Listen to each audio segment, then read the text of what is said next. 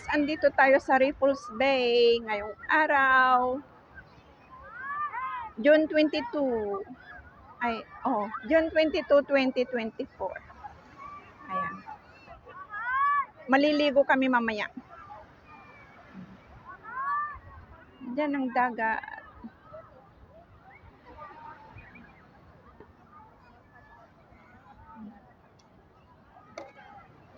Hindi na maaraw. Alas 5 na. Ay, ano ba? Anong oras na?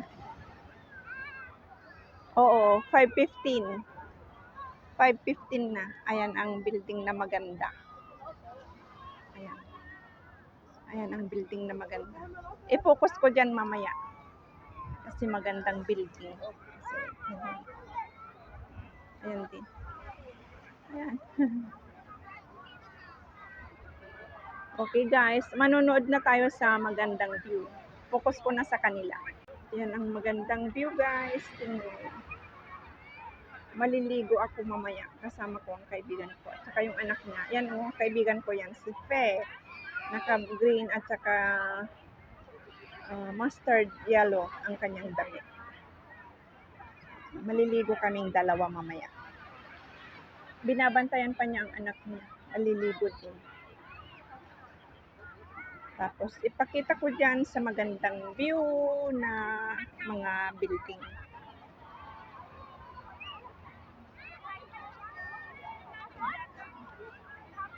Tapos, iyan na ang magandang building. Ayan. Mas madami palang tao dito kaysa doon sa Deepwater Bay.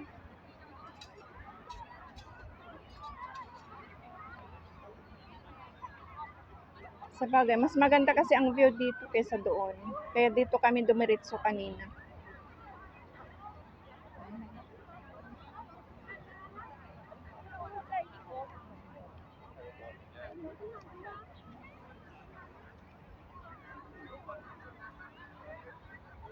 Iikot-ikot ko lang.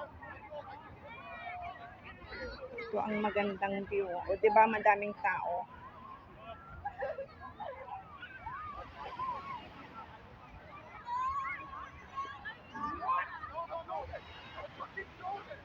Masarap maligo. Lumabas na naman ang mahal na araw. Lumabas ang init ng araw. Pero alas 5, 5:20 na.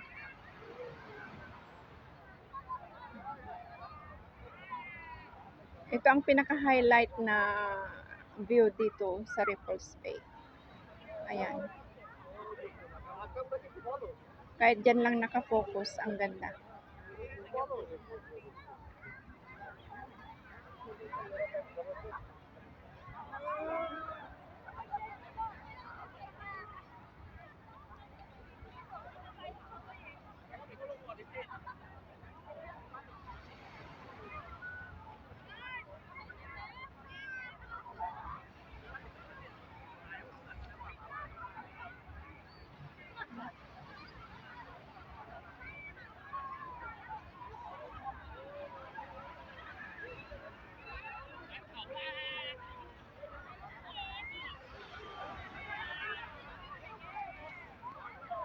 Yung mga nandun na nasa bilog na ganyan, marurunong nang lumangoy ang mga yan.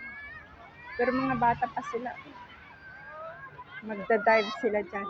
Mga marurunong na malumangoy. Kasi malalim na dyan. Ako paglalangoy hanggang gilid-gilid lang.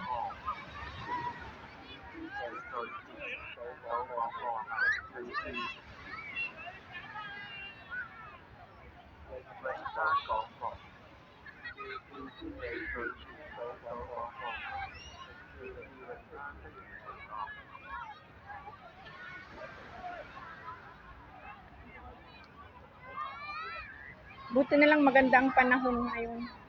June 22, 2024. Maaraw. Yan ang magandang building dito sa Ripples Bay. Yayamanin ang lugar.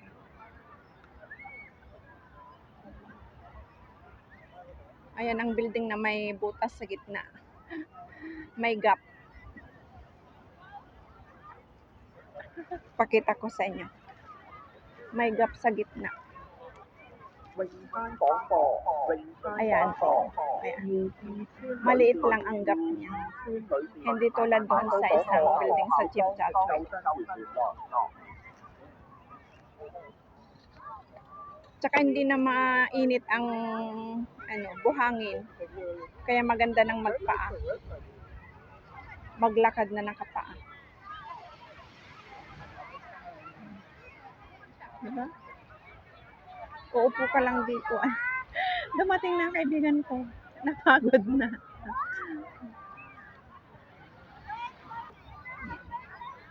Ayan. Maglalakad tayo, guys. Maglalakad. Magbibihis lang ako ng panligo. Kasi ngayong araw, nagpunta ako sa dentist ulit. Punta ko dun. Ngayon, ayos na. Pero pag hindi pa, pag uncomfortable ako, ibabalik ko ulit. Babalik ako ulit doon. Pero awan ng Diyos, okay pa naman. Okay naman. Kasi kumain na ako kaninang lunch. Okay naman. Tsaka kumain ako ng tinapay. Ayos naman. Baka naninibago pa lang. Kaya, mas ayos na kaysa last time na hindi ko mainguya talaga. Kasi, postiso ang pinagawa ko. Dito ako nagpa-postiso. Hanapin ko pa ang banyo na saan ang, ayun, doon yata. Doon ang changing room. Diyan. Pupunta ako dyan. Magbibihis ako. Para makaligo.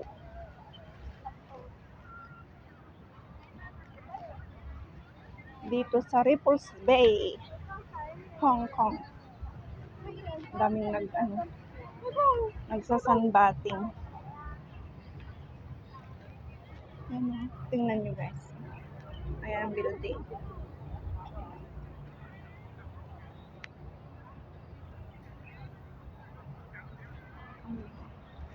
Diba? Ayan, punta tayo dyan. Dyan ang bihisan. Dyan ang pwedeng mag-rinse pag naligo sa dagat. Ikot ko po. Ayun. Last time, 2000, di ko matandaan kung anong year. Nag-overnight kami dito ng kaibigan ko. 2 lang kami. Wala kaming tent. Katawa kami ng tawa noon. Ngayon nandun na siya sa Japan. Si Mildred. Shout out Mildred. Siya ang kasama ko noon dito. Nag-overnight kami dito. 2 lang kami. Pero may iba ding mga noon na magkakaibigan na nasa ibang kabilang side din. Nag-overnight din sila. Kaya hindi kami natakot. Pero kaming 2 lang ang magkasama noon. Walang iba yung mga kasama. Kaibigan namin noon, hindi sila sumama. Kaya kaming 2 lang. Kasi magpo-for good na siya noon pauwing Pinas.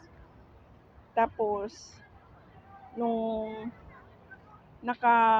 kasi balak ng mga anak, nagkaanak naman after 3 years yata nagkaanak. Bumalik. Nung nakabalik 2 years ulit, kahit nakabalik na siya dito, hindi kami nagkita. Saka lang kami ulit nagkita nung paalis na naman papuntang Japan. Kaya yun. Ngayon, andun na sa Japan. Si Mildred. Hindi ko maintindihan sinasabi.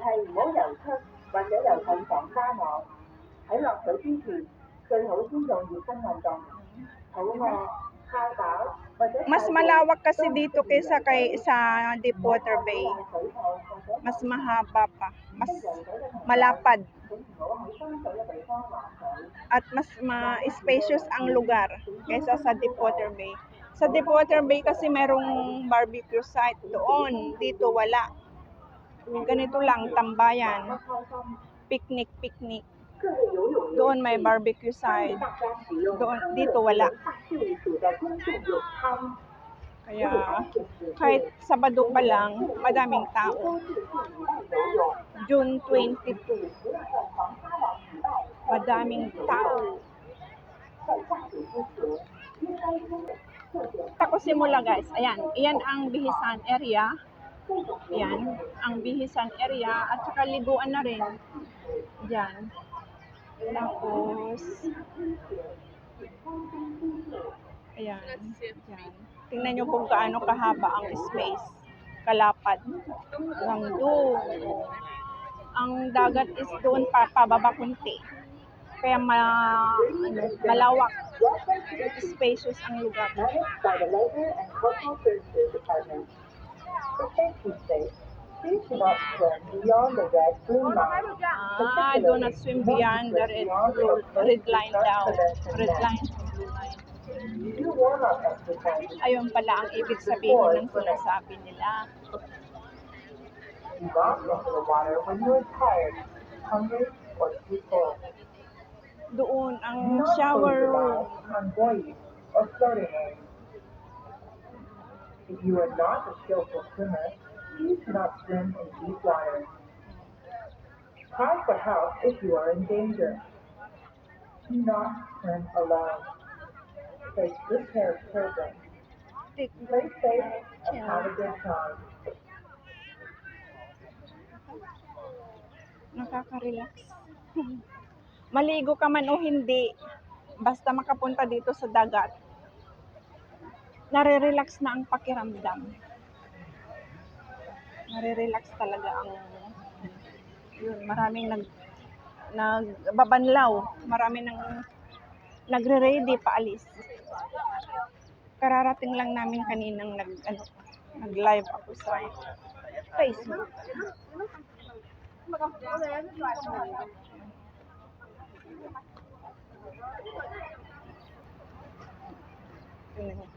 Daming sasakyan. Ayan. Oh.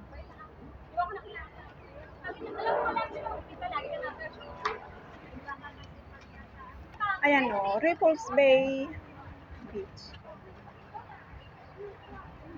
Ayan. Okay guys, hanggang dito na lang. Sana nag-enjoy kayo sa aking vlog dito sa Ripples Bay, Hong Kong. Hanggang sa muli!